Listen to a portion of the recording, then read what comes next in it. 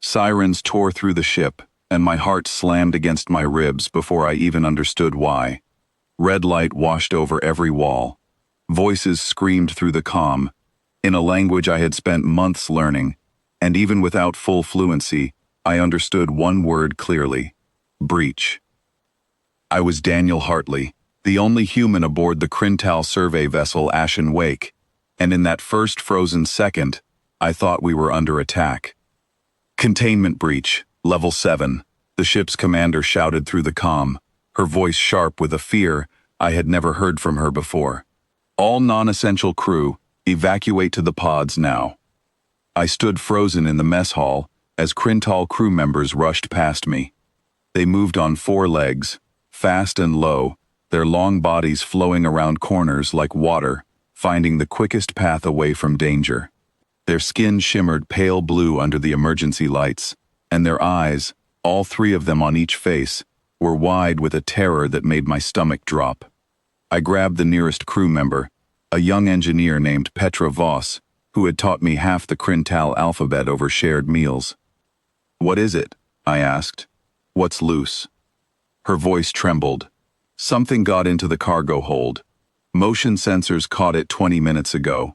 It moved through 3 sealed doors without triggering a single alarm. No forced entry. No damage. It should not have been possible." My mind raced through every horror I had heard about deep space. Stowaway parasites, escaped lab specimens from some other survey ship, something that had hitched a ride on an asteroid and slipped through a docking seal. My blood ran cold. "Body heat readings show it is stalking Engineer Thass right now," Petra said, pulling me toward the escape pods. "It moves in complete silence. No sound at all until it is already on top of you." That detail hit me like a splash of ice water. Silent, fast, patient. A predator that waited before it struck.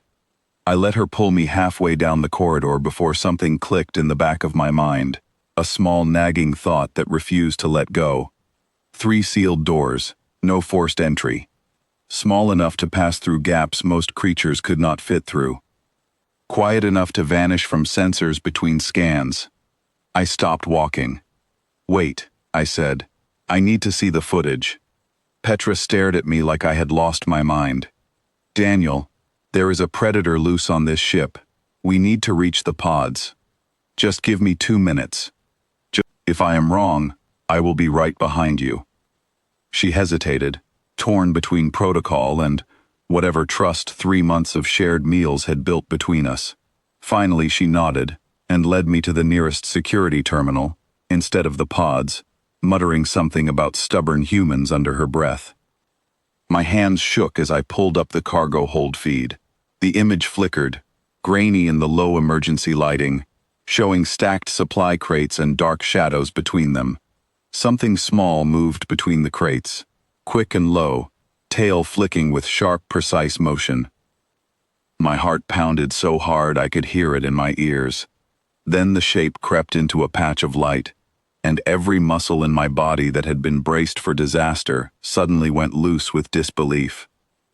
It was Mochi, my cat. The gray tabby I had smuggled aboard 11 weeks earlier, in a supply crate marked spare filtration parts, because the shelter back home had no one left to take her before my deployment began, and I could not stand the thought of leaving her behind with no one at all. She had been living quietly in the ventilation ducts ever since, sneaking out at night to steal scraps, and occasionally terrify unsuspecting engineers who had never seen anything like her. On screen, Mochi crouched low, her whole body coiled with the kind of intense concentration only a house cat can summon over something utterly meaningless. She wiggled her back legs, gathering herself, eyes locked on something just out of frame. "That is the creature that sent your entire ship into a panic," I said, unable to stop the laugh building in my chest.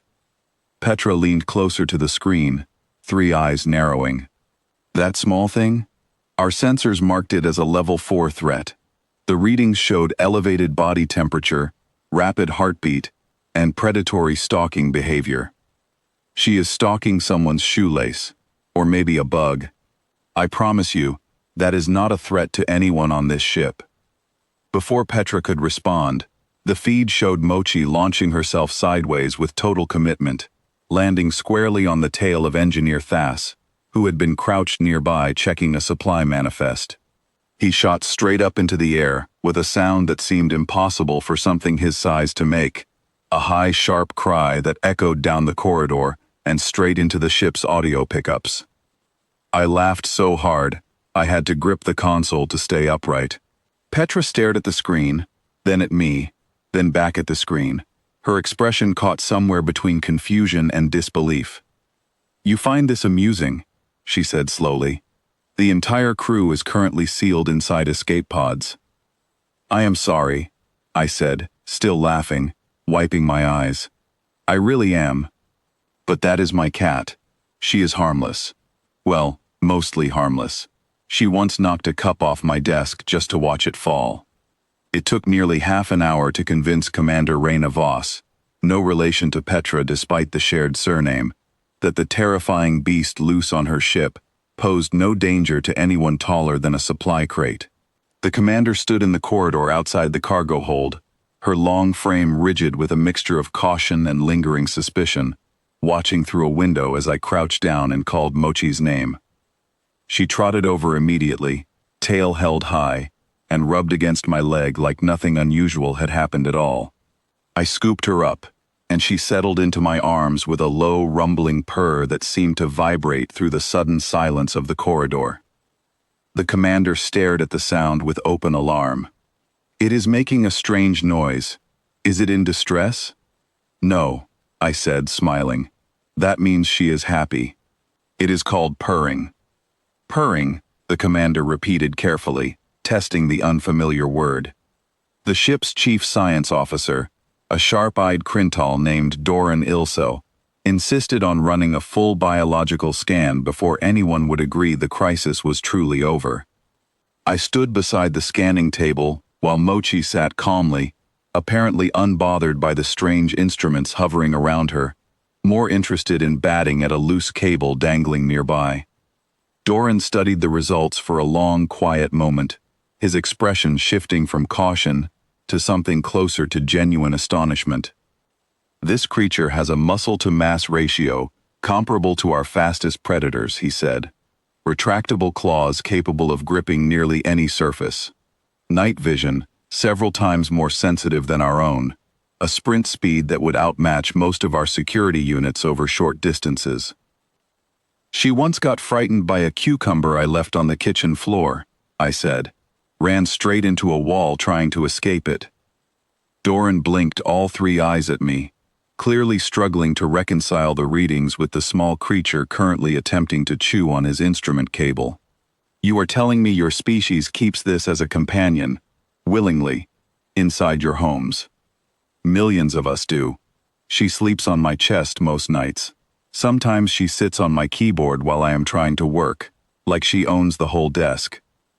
Word of the incident spread through the fleet faster than I expected. Within days, other survey ships were sending requests for information about the small predator that humans lived alongside so casually. Some crews wanted biological samples. A few wanted actual photographs. One particularly enthusiastic young officer from a sister ship asked if it would be possible to have a companion of her own, insisting she had never felt safer than during the 10 minutes she watched Mochi nap peacefully in a patch of sunlight streaming through the observation window. I began to understand why. The Krintal had built their entire civilization around caution, around avoiding anything with claws or teeth or silent footsteps, because their history was filled with predators that had once hunted them across their homeworld before their ancestors clawed their way to safety. Watching a human casually pick up something with all the tools of a natural hunter, scratch it under the chin, and receive nothing but a contented rumble in return, seemed to touch something deep in them, a kind of quiet reassurance that maybe the universe was not only teeth and claws waiting in the dark. Commander Raina remained wary for the first week, keeping a respectful distance whenever Mochi wandered the halls. But I began noticing small changes. A bowl of protein rations left just outside the ventilation duct some mornings, never acknowledged, never explained. A careful step to the side whenever Mochi crossed her path, followed by a lingering glance that held more curiosity than fear. One evening, nearly 2 weeks after the alarm that had sent the entire crew scrambling for escape pods, I found the commander crouched in the corridor, one careful hand extended toward Mochi, who sniffed her fingers with mild interest before deciding they were acceptable and headbutting her palm. The commander froze, clearly unsure what to do next. "It is being affectionate," she said, sounding faintly amazed. "She likes you," I said. "That is rare. She is usually picky." Something in the commander's posture eased, a tension I had not fully realized she was carrying until it was gone. She reached out slowly and scratched behind Mochi's ears, and the resulting purr seemed to startle her all over again, though this time there was no alarm in her expression at all, only quiet wonder. "We spent generations running from things like this," she said softly, almost to herself. "Things that hunt in silence, things built for speed and shadow, and your kind decided to hold them close instead. I guess we figured out a long time ago that the things with claws are not always the enemy," I said. "Sometimes they just want a warm lap and something to eat."